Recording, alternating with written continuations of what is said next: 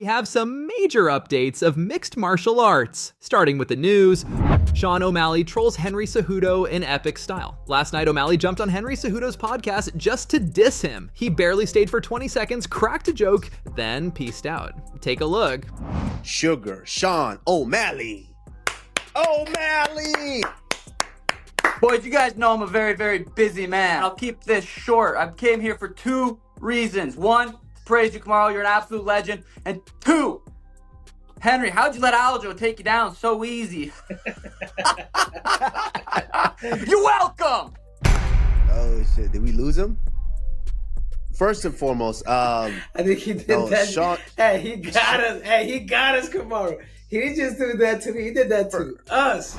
Meanwhile, Henry reveals that he's got some inside information on Sean O'Malley's camp, and apparently O'Malley's having a hard time getting up when he's on the ground. He also thinking about dropping down to a lower weight class, but he's willing to stay at bantamweight if O'Malley loses to Merab so he can get that fight. Once he loses to Merab, the next fight that's up is me and him. You know, I think after this fight, I know that Merab is going to get this win. I know a little bit of O'Malley's fight camp and how it's been going, and I think he's fucking back. And I am planning on going to flyweight. Unless, I'm going to make it public here too, guys. I've started my diet. I'm going to do everything right, but there's one fight, and I'm going to go back to this. I think the fight between me and Sean O'Malley, Ronald McDonald makes a lot of sense, dude. But that being said, he doesn't know how to get off of bottom. He's having trouble. I've had training partners. I have 3 training partners that have gone out there. That's all told me the same shit. You know, that's what happens when you live in the same city. Is people know other people that will say shit. But that being said, dude, I think it's a match made in heaven for a guy like Merab. He just needs to be careful in those 2 rounds. And as the fight goes on, I could see Merab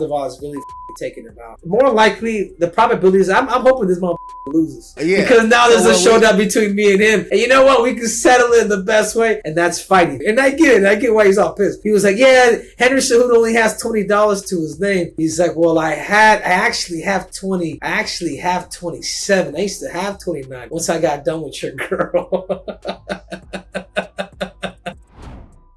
Seems like Dana White's changing his tune on boring UFC fights that go to decision. After UFC 304, White announced that he would stop giving bonuses to fighters because recently some fighters were demanding higher bonuses during UFC events, and Dana think their performances did not deserve it. Now, he's saying that no UFC fight is boring. Dana reveals that the UFC tries to make the best matches possible, but once the fight starts, it's up to the fighters. I can't control what happens in the octagon. We always match make to try to make the best fights possible. And it's not that I don't like fights going to decision. The fights that go to decision that are great fights are unbelievable. They're just as good as a knockout or a submission. But that is all out of my control that night. We do our thing in matchmaking, and then I do the bells and whistles, and once that cage door closes, it's up to the fighters. In a perfect world for me, if this thing goes off the way that I want it to on Saturday night, I think that we could repackage this, and this could stay at the Sphere and be a show that people could come in and see for the rest of the year. Chael Sonnen has some words on the #1 MMA fighter.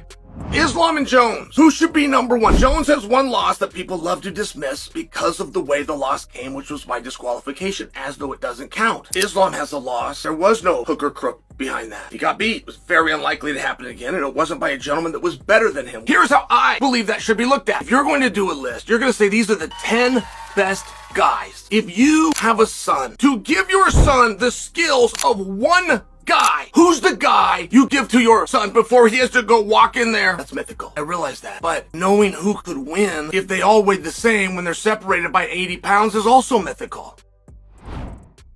It seems like Merab's real upset about Umar getting a title shot. He said before in a bunch of interviews that he doesn't think Umar deserves it. Just the other day, someone brought it up again in an interview and he got all riled up. Take a look. Why it will be Umar Nurmagomedov? Why it's not Figueredo? Why is that because of Umar say UFC told me like this? So many, I don't trust this guy. So do you not think Umar deserves to be put in the title shot, right?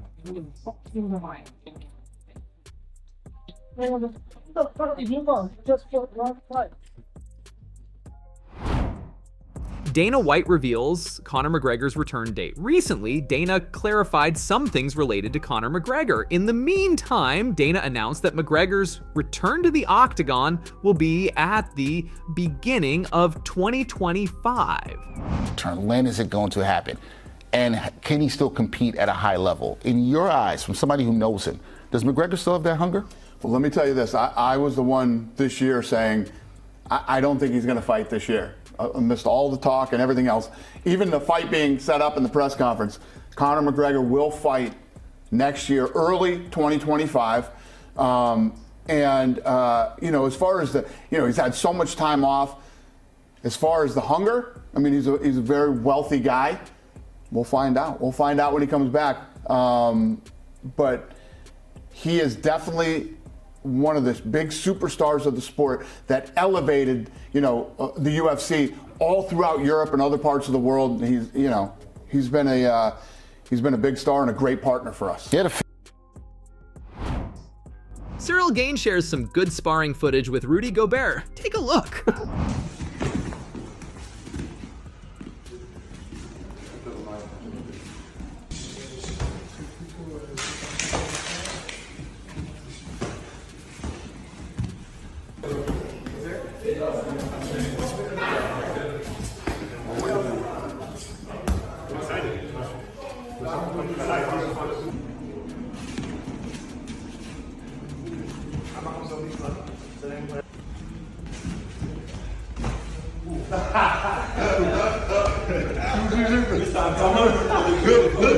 Mais il était obligé de te calmer.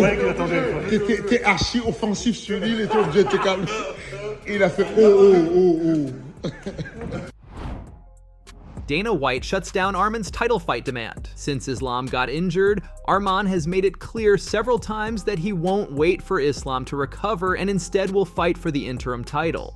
Now Dana has flat out refused this. Dana reveals that once Islam is fully recovered and ready to fight, they will move forward with scheduling his next bout. They're already making plans for when his fight will happen, but haven't locked in a date yet. Listen to what he actually revealed. Weight champion Islam Makhachev's next title defense could be delayed due to injury. Are you considering an interim title fight for Arman Tsurkiyan at any point? And what do you have planned next for the #2 ranked Armenian?